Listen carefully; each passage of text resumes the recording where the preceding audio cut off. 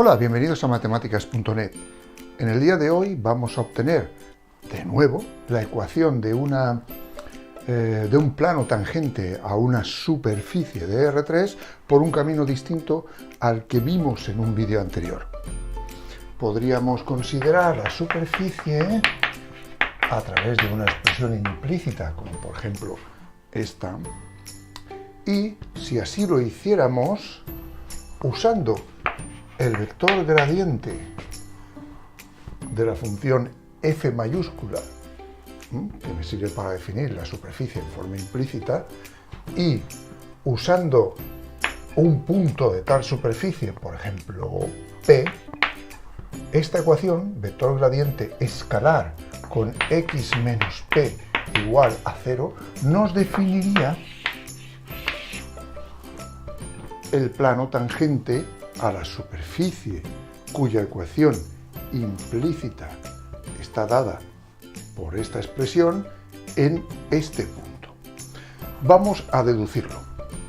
Bien, consideremos una función definida en Rn, en una parte de Rn no vacía, generalmente un abierto y con valores en la recta real, es decir, lo que se llama normalmente un campo escalar.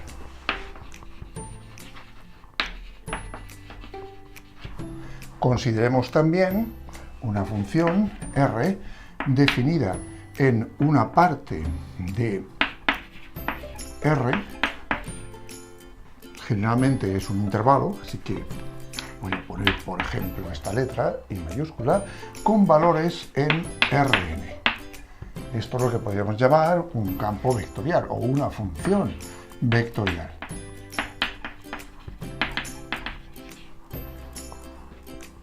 Este tipo de funciones vectoriales normalmente describen sus grafos las conocidas curvas. Bueno, pues estos dos esquemas de función los vamos a usar. También vamos a usar la regla de la cadena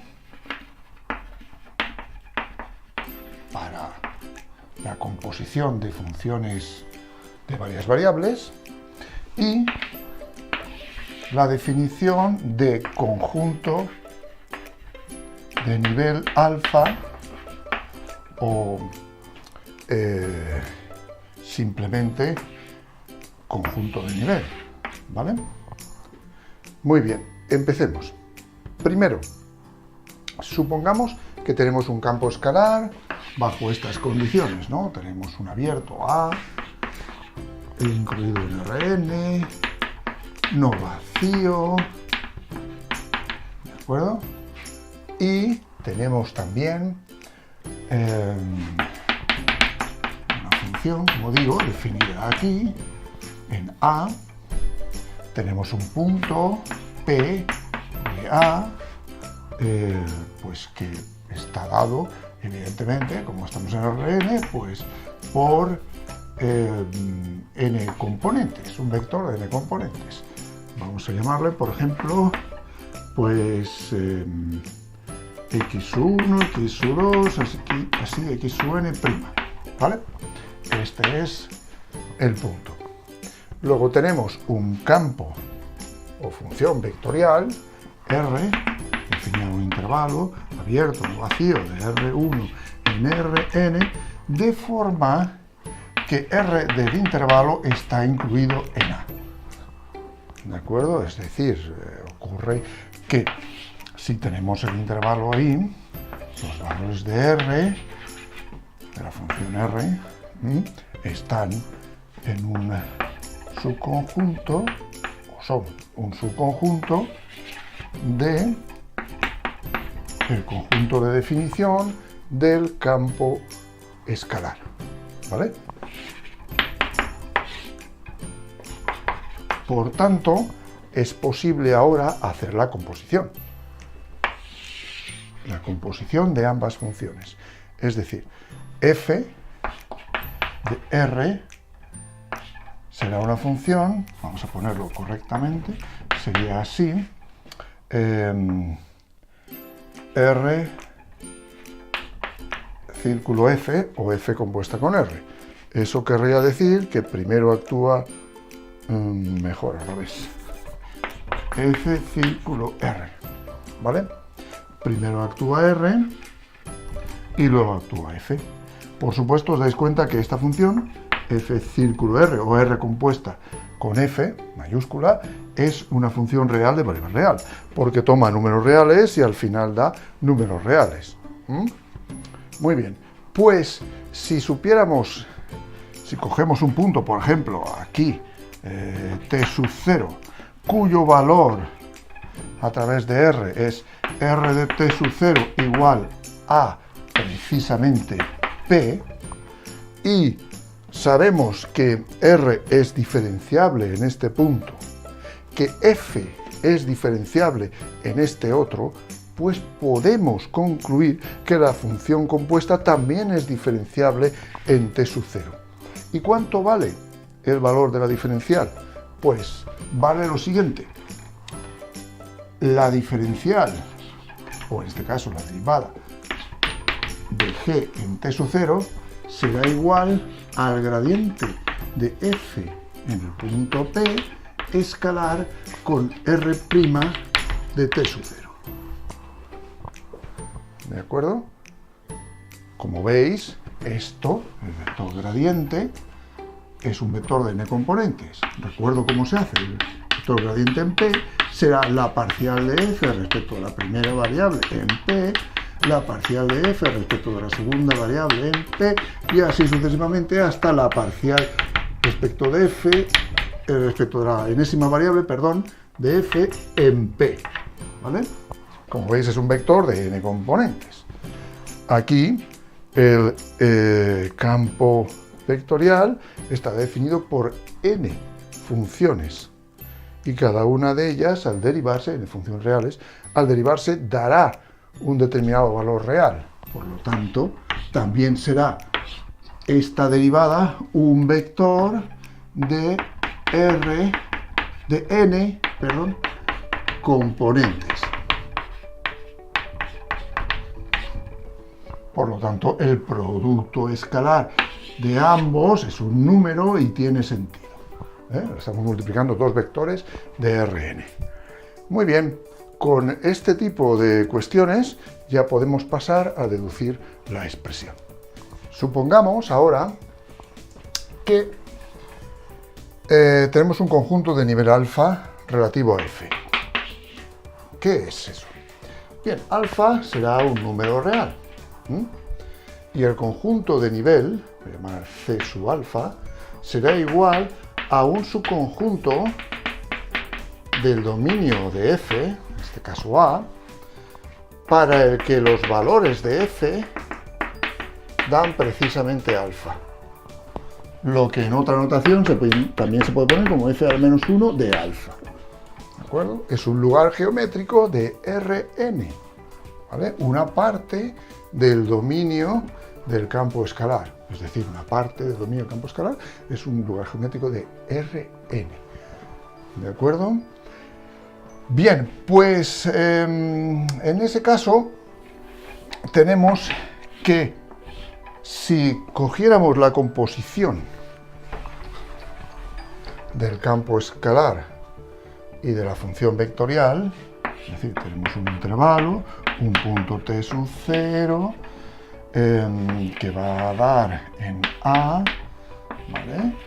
Luego tenemos f, que va a dar en R, y la composición G de f círculo R, ¿vale? Pues como digo, si tenemos este esquema montado y consideramos que t sub 0 es un punto de forma que R de t sub 0 pertenece al conjunto de nivel C sub alfa, ¿vale? ¿Qué ocurrirá?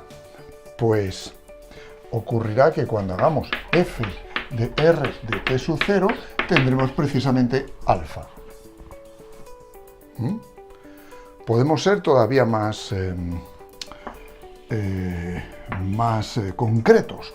Podríamos suponer que C sub alfa es un lugar geométrico que tiene curvas dentro y que precisamente una de tales curvas está descrita por esta función R, por este campo o función vectorial.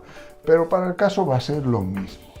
Repito, daos cuenta, este lugar geométrico, C sub alfa, esta curva, o mejor dicho, conjunto de nivel alfa, se caracteriza por son aquellos puntos de dominio de F para los que la función da precisamente alfa. Digo que cojo el punto T sub 0 y al hacer R de T sub 0 tengo un punto del conjunto de nivel C sub alfa. Por lo tanto, si le hiciera F de R de T sub 0 daría alfa, ya que este punto pertenece a C sub alfa. ¿Vale? Bueno, pues si aplicara la regla de la cadena ahora, sería el gradiente de F en el punto en concreto, que también lo puedo poner así, ya que sale como el resultado de R de T sub 0, escalar por R' de T sub 0, y claro, si da constante, significará que esa derivada será 0, ya que esta función g de T sub 0 será constante, será el valor alfa. ¿De acuerdo? Bien. Si tenemos entonces esto, para un valor de T sub 0, concreto aquí, eso podría extrapolarse a otra curva. Por ejemplo, vamos a llamarle R2. Tenemos otro intervalo, I sub 2, otro intervalo que sirve para definir otra curva que va por el conjunto de nivel C sub alfa y volvería a pasar exactamente lo mismo, ya que esta relación seguiría siendo cierta, ya sea para R o para R sub 2. Tendríamos exactamente lo mismo. No necesariamente sería el mismo punto, por ejemplo aquí puedo poner T sub 1, pero como la imagen está en el conjunto C sub alfa, el valor de F dará constante, la composición al final será constante y la regla de la cadena me dirá que esto da 0. ¿Qué ocurre eso a nivel práctico? Quiere decir que todas las curvas que estén aquí en el conjunto de nivel alfa tienen un vector, que es este, tangente al punto en concreto que estemos estudiando. Y este otro vector es siempre perpendicular a ese vector tangente. Por lo tanto, este vector, de alguna forma, me puede servir para delimitar el plano. En el caso R3, concretemos. Bien, ahora vamos a verlo de forma concreta. Supongamos que la superficie que quiero estudiar de R3 está definida a través de un campo escalar f de R3 en R1 y una, en este caso, superficie de nivel, f de xy igual a c, siendo c una constante. Supongamos que se obtiene pues esta superficie que aparece aquí, ¿vale? Este grafo. Bien, pues yo ahora supongo que tengo una curva que pasa por un determinado punto P, donde quiero averiguar el plano tangente, y esa curva está descrita pues, por una función vectorial, R, definida sobre un intervalo, y aquí hay un punto T sub 0, de manera que ese punto T sub 0, R de T sub 0 es precisamente T. Supongo que F mayúscula es diferenciable y que R es diferenciable, ¿vale? Muy bien, pues como ya he visto aquí, en este caso, si tuviera que estudiar el plano, me doy cuenta de lo siguiente. El vector tangente a la curva que pasa por P, a esta en concreto, sería R' de T sub 0. Si ahora hiciera otra curva, que también pasara por este punto P, otra curva R2, ¿vale? Descrita pues, en otro intervalo, I sub 2, y que el punto P salga de otro punto, por ejemplo T sub 1, Pues el vector tangente también sería a la curva en ese punto, concretamente, pues R' de t sub 1. Con esta expresión que he puesto antes, me doy cuenta de que el vector gradiente de f en ese punto P es perpendicular a todos estos vectores tangentes. Por lo tanto, será perpendicular al plano que sea tangente a la superficie en ese punto. Así que, si considero tal plano,